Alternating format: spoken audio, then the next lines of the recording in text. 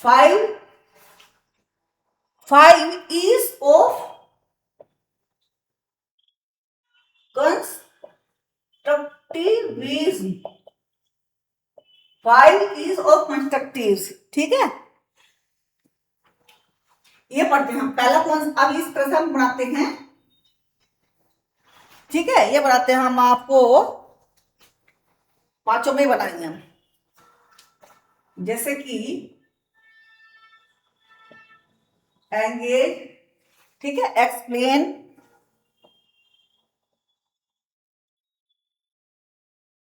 फिर हो गया एलाबोरेट, एक्सप्लेन हो गया, एक्सप्लोर हो गया, एक्सप्लोर, एक्सप्लोर, एक्सप्लेन, एलाबोरेट, ठीक है, फिर हो गया इवेल्युएट। ठीक, इस तरीके से जो है ये बना दिया हमने आपका एंगेज। ये हो गया आपका 5 इज ऑफ कंस्ट्रक्टिव यूज। अब ये है क्या चीज, है ना, बच्चे को अपने ज्ञान का निर्माण करना है। बच्चा, मान लीजिए टीचर भी बच्चा अकेला तो नहीं कर सकता, टीचर भी उसमें सहायता देता है। मान लीजिए कोई हमें नॉलेज लर्निंग प्राप्त करनी है, कोई नॉलेज प्राप्त करनी है, मान लीजिए कोई नॉलेज प्राप्त करनी है, तो उसमें दोनों का इन्वॉल्वमेंट होता है, टीचर का भी इन्वॉल्वमेंट होता है और स्टूडेंट का भी इन्वॉल्वमेंट होता है। अब हम क्या, हम नॉलेज को कंस्ट्रक्ट, हम नॉलेज को कहीं से मतलब एक्सपीरियंस नहीं, मतलब कंस्ट्रक्ट कर रहे हैं नॉलेज को, कंस्ट्रक्ट। तो हमें कंस्ट्रक्ट, किसी भी चीज को मान लो कंस्ट्रक्शन करना है तो हम कैसे करते हैं, स्टेप बाय स्टेप करते हैं। तो हमें नॉलेज को कंस्ट्रक्ट करना है और उनके लिए हमें 5 ईज की जरूरत पड़ती है, यानी कि एंगेज, एक्सप्लोर, एक्सप्लेन, एलाबोरेट और इवेल्युएट। इन पांचों चीजों की हमें जरूरत पड़ती है किसी भी, मान लीजिए कोई लेसन है, उसको पढ़ने के लिए, मान लीजिए हम ये समझ लें लेसन को हमने पढ़ा और उसकी नॉलेज हमें कंस्ट्रक्ट करनी है, तो हम कैसे कंस्ट्रक्ट करेंगे, पहले से हमें एंगेज होंगे, फिर उसको एक्सप्लोर करेंगे, फिर एक्सप्लेन करेंगे, फिर एलाबोरेट करेंगे, फिर इवेल्युएट करेंगे, इस तरह से होगा। तो अब इसको हम पढ़ते हैं कि अब ये कोलैबोरेटिव एक्टिव लर्निंग है। कौन सी एक्टिव लर्निंग, ये लर्निंग है, इसको बोलते हैं कोलैबोरेटिव, कोलैबोरेटिव एक्टिव लर्निंग भी इसको बोलते हैं। 5 इज ऑफ कंस्ट्रक्शन में कोलैबोरेटिव एक्टिव लर्निंग, है ना, जिसमें स्टूडेंट्स क्या करेंगे। अब इसमें कोलैबोरेटिव है तो आप जब अगर कोलैबोरेटिव है तो इसका मतलब है कि स्टूडेंट्स हैं तो बहुत सारे, यानी कि स्टूडेंट एक अकेला नहीं है, इसमें बहुत सारे स्टूडेंट्स हैं। स्टूडेंट्स हैं वो क्या करेंगे, वर्क टुगेदर करेंगे और फिर क्या करेंगे, सोल्व प्रॉब्लम। टुगेदर वर्क करके साथ इकट्ठे कार्य करेंगे, वर्क करेंगे, जो भी प्रॉब्लम है उसको, प्रॉब्लम को सोल्व करेंगे। लेसन, यानी कि लेसन ही पढ़ने की अगर प्रॉब्लम है, लेसन से संबंधित ही कोई प्रॉब्लम है, उसको पूरा स्टूडेंट्स मिलकर के कार्य करेंगे और उस प्रॉब्लम को सोल्व करेंगे। ठीक है, ये होता है इसमें। और जो नई नई, जो हमारी जो नई नई concept, investigate new concept, investigate new concept, जैसे कि कोई कॉन्सेप्ट आती है लेकिन हमने इस तरीके से वो करी कि एक नई कॉन्सेप्ट ही तैयार हो गई बन करके, नई कॉन्सेप्ट हो, जैसे कैसे नई कॉन्सेप्ट कैसे करेंगे आप तैयार अपनी, by asking questions, by asking questions, observing, analysing, synthesising, analysing, observing, synthesising. और क्या करेंगे उनको, ड्राइंग कंक्लूजन, ड्राइंग, इस तरह से करके ड्राइंग कंक्लूजन।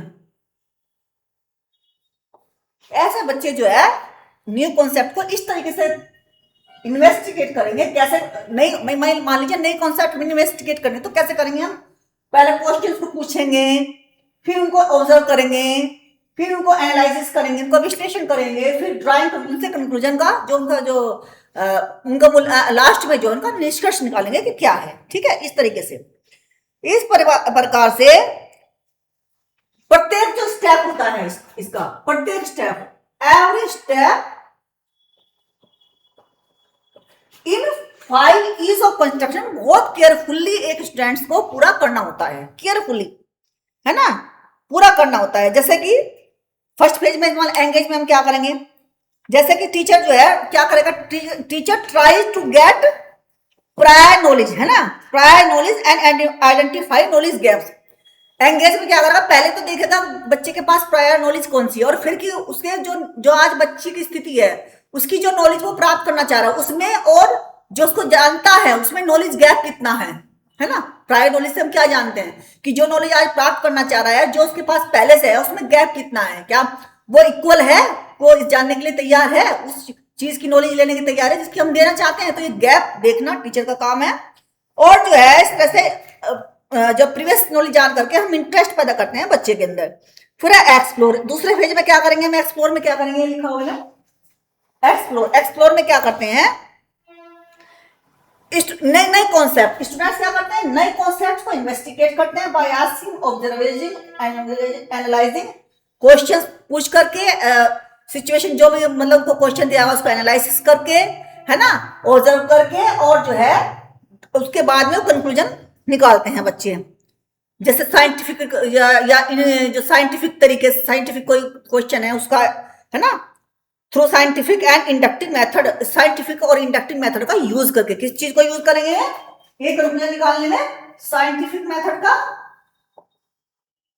और जो है इंडक्टिव, यानी कि इंडक्टिव डिडक्टिव यानी कि आगमन, जो एग्जाम्पल से हम आगमन, जो हम साइंटिफिक यानी कि सिस्टमेटिक वे में, और इंडक्टिव यानी कि हमारे पास हमें उदाहरण के द्वारा जो है बच्चों को सिखाना होता है। उदाहरण, इंडक्टिव ना आगमन निगमन होता है ना, इंडक्टिव डिडक्टिव, इंडक्टिव मतलब उदाहरण से नियम की तरफ बच्चों को सिखाना होता है।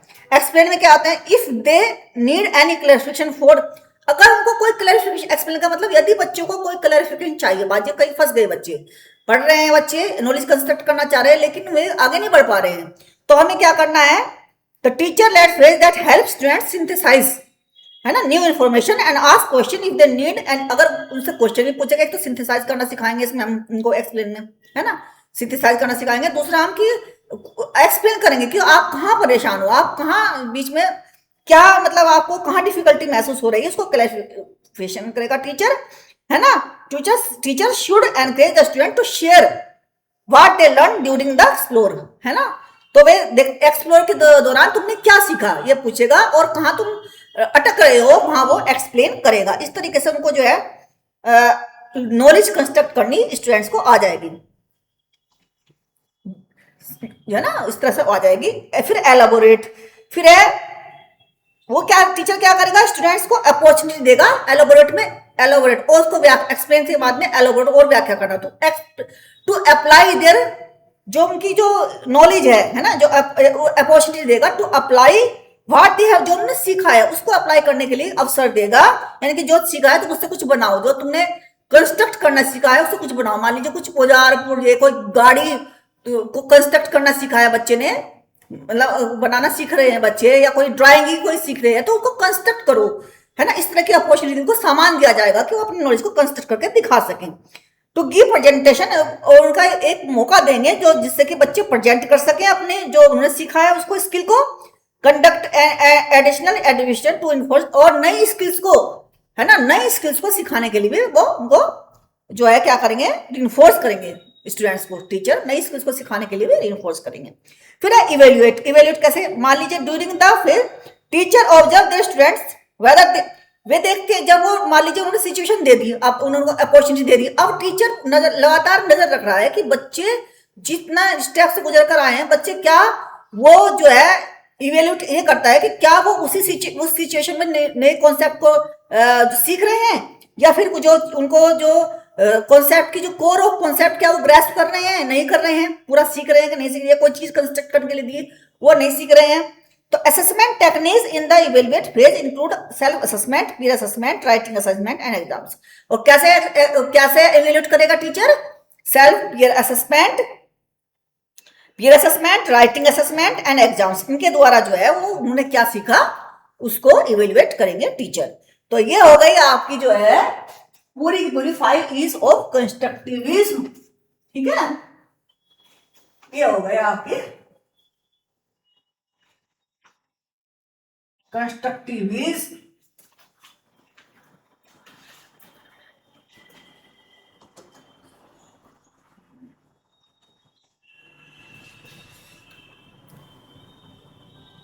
Respect your teachers, respect your parents. अपनी सेहत का ख्याल रखिए। यूजीसी नेट की तैयारी पूरे मन से कीजिए। जून में आपके पेपर हैं। तब तक के लिए बाय बाय।